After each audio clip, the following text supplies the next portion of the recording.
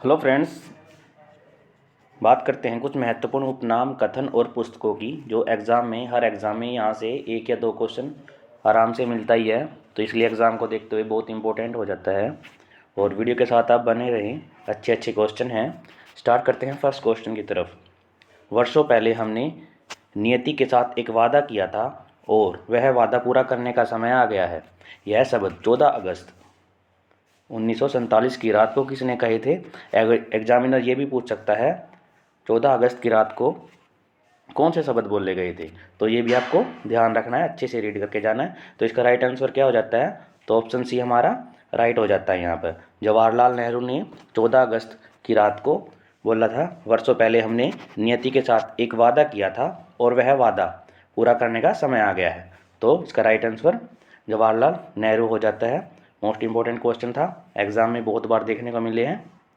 Next है the Indian war of independence नामक पुस्तक के लेखक कौन है? तो वो है हमारे ऑप्शन डी हमारा यहाँ पर राइट हो जाता है, डीवी सावरकर। ठीक है, मोस्ट इंपॉर्टेंट क्वेश्चन था, स्टार मार्क कर लेना, the Indian war of independence. ठीक है फ्रेंड्स, नेक्स्ट चलते हैं। किसने कहा था संवाद का वास्तविक स्थान जिन्ना नहीं बल्कि मन है? तो इसका राइट आंसर क्या हो जाता है? तो वो होता है हमारा ऑप्शन बी हमारा राइट हो जाता है, महात्मा गांधी, जिन्होंने बोला था संवाद का वास्तविक अर्थ जीना नहीं बल्कि मन है। तो इम्पोर्टेंट क्वेश्चन था। नेक्स्ट क्वेश्चन की तरफ चलते हैं। यह विचार किसने विकसित किया था कि साधन ही उद्देश्यों का औचित्य बनाते हैं? तो इसका राइट आंसर क्या होगा? तो इसका डी हो जाता है हमारा, महात्मा गांधी ने ये शब्द बोले थे। ठीक है, आपको ये ध्यान रखना है। अगर वीडियो अच्छी लगे फ्रेंड्स तो please like and share, subscribe my channel. Next चलते हैं। किसने कहा था सत्य परम तत्व है और ईश्वर है? ठीक है, तो इसका राइट आंसर क्या हो जाता है? मनमोहन गांधी। ये आपको ध्यान रखना है, इंपॉर्टेंट क्वेश्चन था। नेक्स्ट है, किसने भारतीय बिस्मार्क के रूप में जाना जाता है? भारत का बिस्मार्क किसे कहा जाता है, ये हमें बताना है। तो राइट आंसर क्या हो जाता है? वल्लभ भाई पटेल।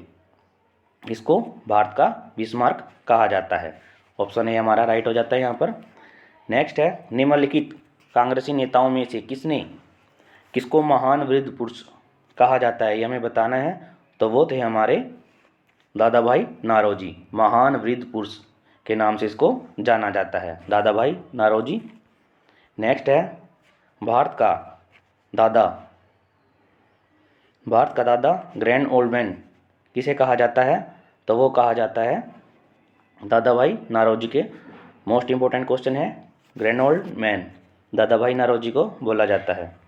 नेक्स्ट है, भारत के सम्मानीय बुजुर्ग दादाजी के नाम से कौन विख्यात है? तो इसका राइट आंसर क्या हो जाता है? जिसके नाम के आगे दादा लगा हुआ है, तो दादा भाई नारोजी।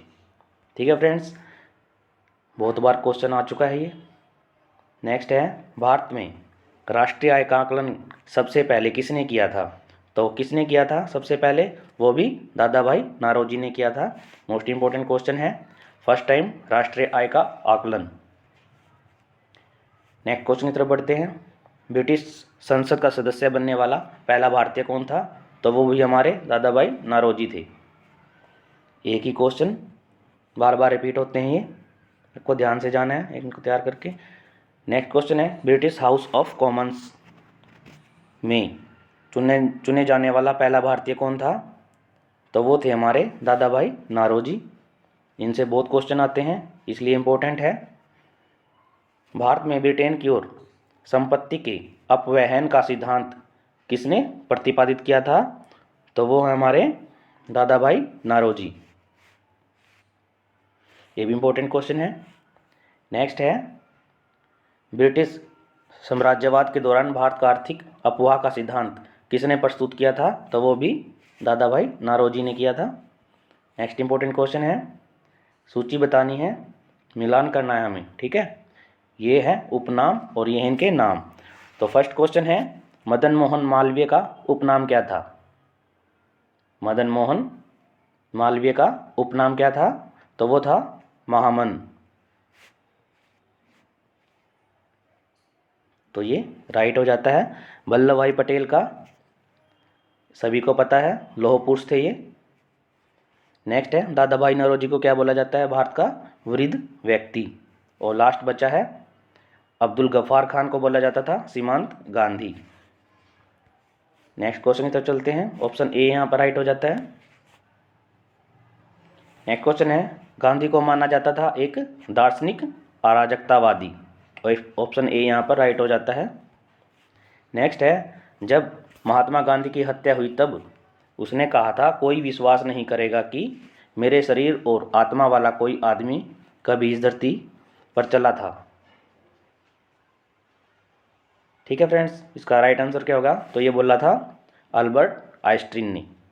ऑप्शन सी यहाँ पर राइट हो जाता है। नेक्स्ट है महात्मा गांधी अर्धनंगन फकीर है, यह उक्ति किसने कही थी? तो वो कही थी विंस्टन चर्चिल ने कहा था एक अर्धनंगन फकीर है, ये बोला था विंस्टन चर्चिल ने।